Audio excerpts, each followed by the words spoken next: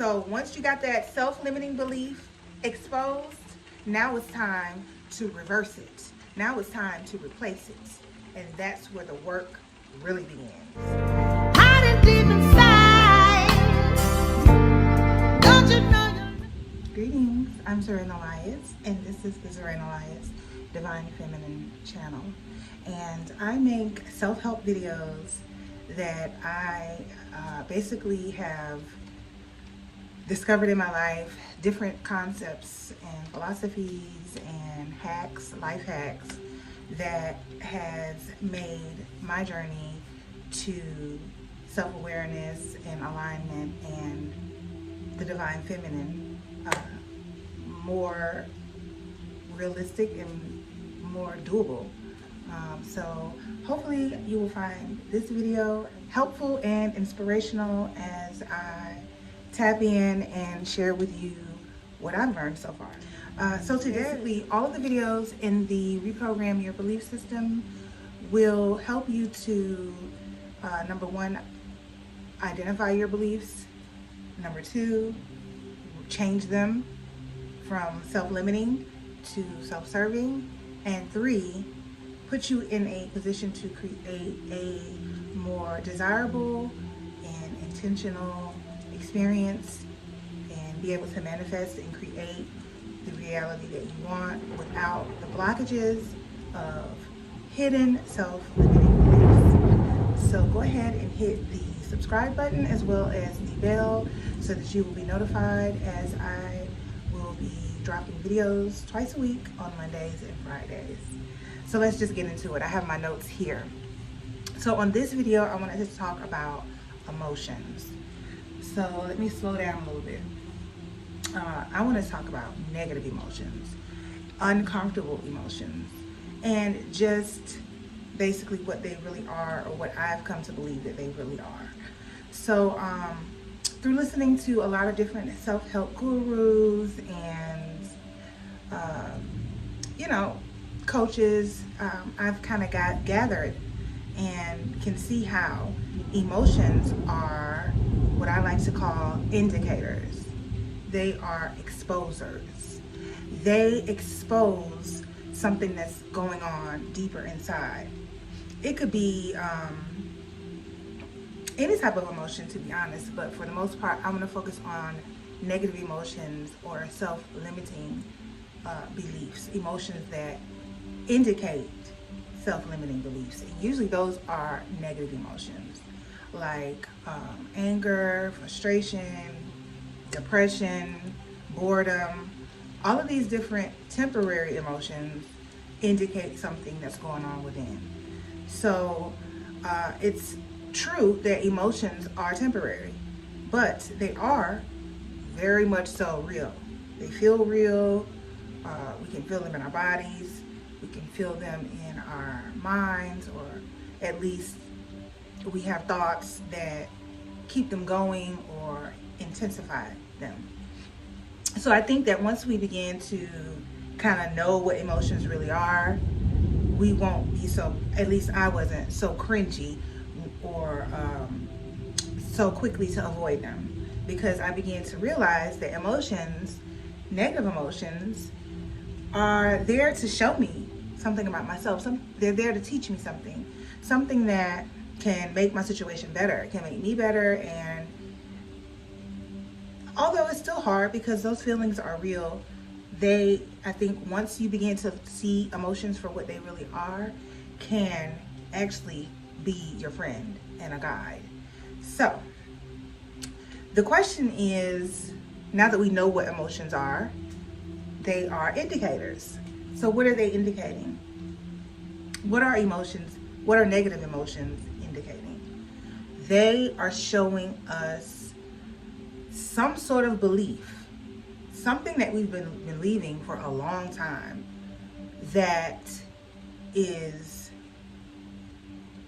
not in alignment with who we really are. So for example,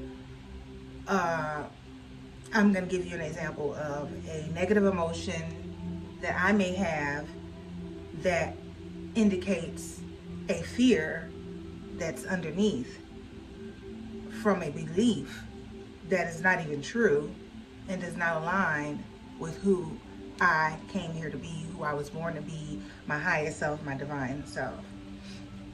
This one is kind of trivial, but hey, you know, emotions are emotions. Let's say I grab a bag of pumpkin seeds from the health food store. And I love my pumpkin seeds, the best topping on a salad from here to Decatur, okay? And I go in to make a salad and I notice that there's only a handful of pumpkin seeds left. And I instantly get irritated, automatically. Okay, well, even though that's kind of petty, that's something that happened. Like, I literally was triggered because my pumpkin seeds are almost gone. So what does that emotion, what does that frustration really indicate? There's a belief underneath that frustration that supports that emotion. And when I take my time to realize what it is, it's fear. For some preposterous reason, I fear that I'm not going to be able to experience my favorite seed, my pumpkin seed, anymore. Or there's a chance that I'll never get to experience my pumpkin seed over my salad again. Or, you know, and I know it sounds crazy, but that's what happens when you look at your emotions, when you stop and identify your emotions, and then you uncover the belief that is underneath that negative emotion. It usually is ridiculous. It usually is a lie. And that's why it's so important that we identify these beliefs. They're self-limiting, they're misleading, and it's just not true. So, yeah, that frustration of someone eating up my pumpkin seeds led to the belief, or uncovered the belief, that I'm no longer going to get to experience pumpkin seeds. And so the reality, the truth, would be that if you run out of pumpkin seeds, you just get in your car, you just go to the market, and you buy you more.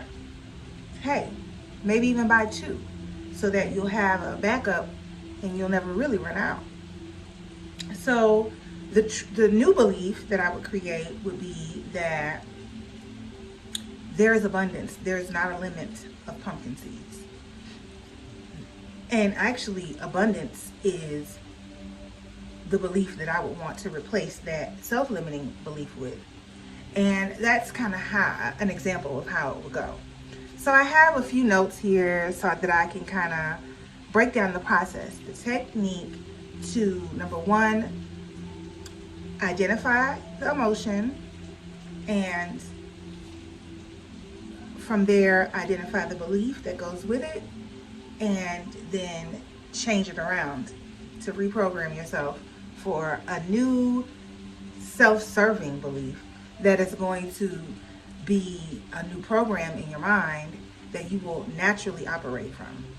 So I know that sounds like a lot, and it is, but this is the way that we reprogram ourselves. So here we go. Step 1, how to identify a belief. First, you have to know where they're hiding. Our self-limiting beliefs hide under negative emotions. So the first step is to be able to observe when you're having a negative emotion. And that's going to take some discipline, and it's going to take self-control, because if you're in the midst of a temper tantrum or deep in the depths of depression, then you're literally going to have to detach from it enough to see it. And just that observation of a negative emotion detaches you from it. And you are no longer just experiencing the negative emotion. You are now an observer of the negative emotion. So step 1 would be to just realize and recognize I'm having a negative emotion. And once you can just at least acknowledge that part, the next thing would be is you're going to need a pen and paper, is to ask yourself, why do I really feel this way? What is really the problem? What is really bothering me? What am I afraid of? Just for this one moment, because we have many moments of emotions and feelings throughout every day. So this is going to be an ongoing process of self-work and self-observation. But, ask yourself, why do I really feel this way? What am I really afraid of? And as soon as you hear something, as soon as you recognize, oh, this is what I'm afraid of. It doesn't have to be pumpkin seeds. It could be anything. It could be just as petty as pumpkin seeds, or it could be as deep as jealousy, sibling rivalry, fear of death, fear of loneliness, whatever it is. Don't feel embarrassed. Don't feel ridiculous. The point here is to get to that hidden belief so that you can change it and flip it around. You're not going to be able to change it and flip it around if you don't shed light on it. So we are grateful for emotions, because these emotions are the things that indicate what's really going underneath, because these emotions are triggers. These negative emotions are sensations that contrast up against your divine self. That's why they feel bad. That's why they don't feel good, because it's a lie, and the lie, it gotta go. Okay, so I think I was on step 1, which is identify the emotion. Step 2 is ask yourself, what are you really afraid of? What are you really upset about? When that comes to you, you want to write that down. Literally, I don't care how embarrassing, negative, and ridiculous that thought and belief is. The good thing is you see it. You're identifying it. Okay? So just that one belief. We don't want to go too deep. We just want to get to the root of what's going on inside. So once we write that down, the next step would be to really ask yourself what is true. And if you don't know what is true, you can ask yourself, what would you prefer to be true? For example, one of my self-limiting beliefs for a long time was, I'm ugly. Believe it or not. So even though the whole world may see me as beautiful, or half of y'all might think I'm ugly, for me, deep down inside, there was emotions, negative emotions, that uncovered my self-limiting belief that I was unattractive. And what I would do with that belief, once I identified it, is write down what I prefer to believe, which is that I am beautiful. I am beautiful. Okay? So once you got that self-limiting belief exposed, now it's time to reverse it. Now it's time to replace it. And that's where the work really begins. Because when it comes to programming our subconscious minds, which I probably should have explained in the beginning, everything that we do is a program that is inside our subconscious mind, something that we don't pay attention to. And it's all based on what we believe, our belief system. So the whole point of these exercises is to structure a new belief system that is going to be empowering, that is going to give you the confidence and the strength and the perception that you need in life to automatically be successful, just because you have core beliefs down inside that support that.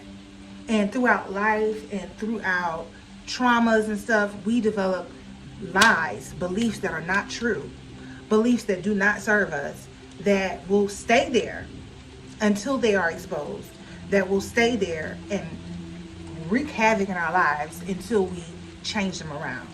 So with this technique, with this process, you want to take one belief at a time. At least that's what I would do.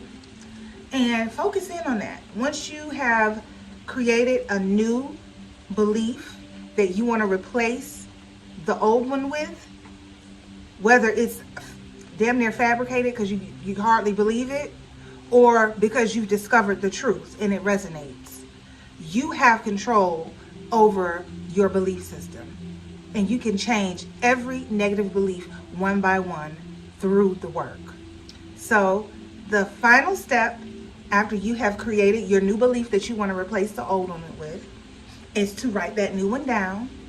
No matter how outrageous you may think it is at the time, you're going to program yourself to believe the new thing. You're going to program yourself to believe the truth. You're going to program yourself to believe something that's going to serve you instead of something that has limited you. Okay?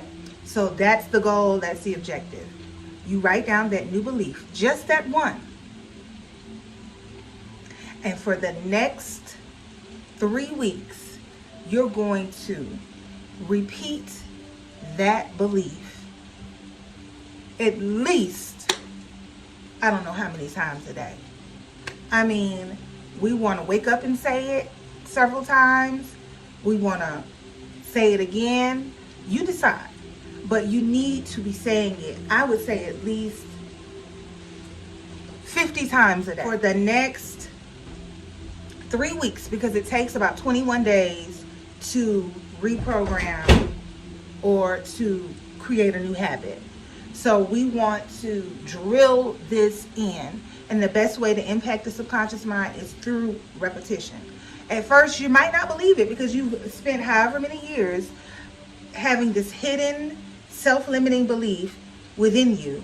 So, you know, it took some time for you to develop this self-limiting belief, or it might have been trauma that impacted you and made you believe that you were ugly, or made you believe that there was scarcity, or whatever that self-limiting belief is. But through repetition, through dedication, through repetition, you can reprogram, you can turn that lie into the truth.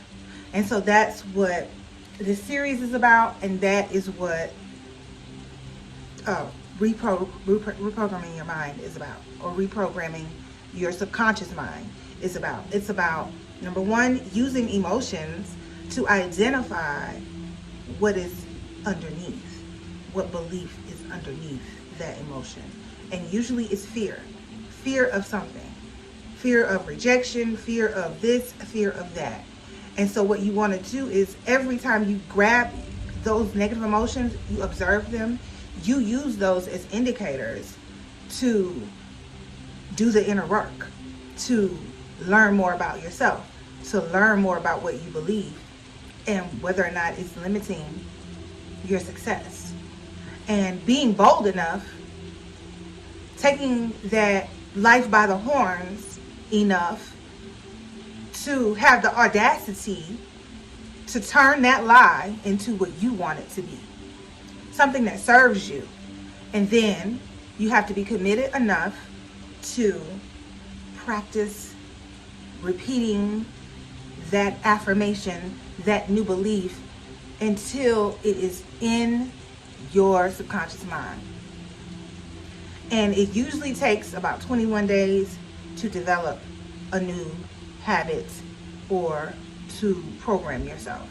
So each and every day, without a break, in the morning, you want to wake up and you want to say your mantra. You want to say your affirmation. You want to say your new self-serving belief 10 times. Make it a song. Say it, say it, say it. Lunchtime, midday, you want to repeat it again. At night, you want to repeat it again. You want to record yourself saying it and play it over and over. You want to make it your ringtone, okay? You want to write it down on a poster. You want to really, really focus in, because what happens is by you going basically ham, going crazy and obsessively saying this in repetition, saying this new self-serving belief with repetition constantly for 3 weeks, it's going to impact your subconscious mind. And before you know it, you're going to act upon that belief. So that's my tip. That's my life hack for today on how to reprogram your subconscious mind, remove self-limiting beliefs, and use negative emotions for what I believe they're really for.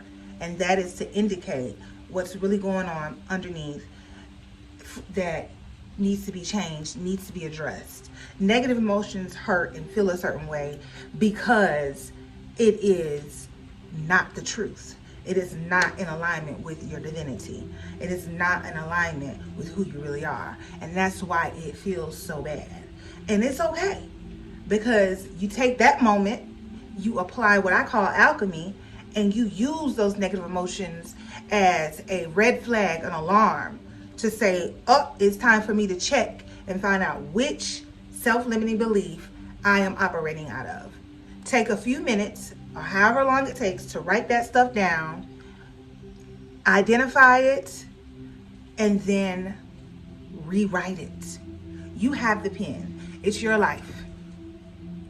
And once you rewrite it, just remember that you have to be consistent and you have to give it enough time to impact the subconscious mind.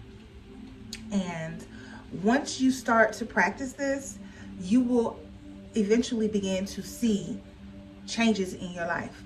You will begin to be more powerful and able to manifest and create the life experiences that you want, because there's less things limiting you. You feel more capable of doing it. So replay this video as many times as you want, and hopefully you will be able to apply this to your life. And leave a comment down below 21 days from now, even if you just want to start now, and every time you get an emotion and you are able to identify that negative belief or that self-limiting belief, document it. You can leave it down in the comment and then come back 21 days later after you have reprogrammed and tell me how life is going. And I will be back with another video pertaining to reprogramming your belief system and just life hacks in general pretty soon here, every Monday and Friday. And until the next video, I'm Zoran Elias. Thank you so much for watching. Don't forget to subscribe, and you got this. You got it.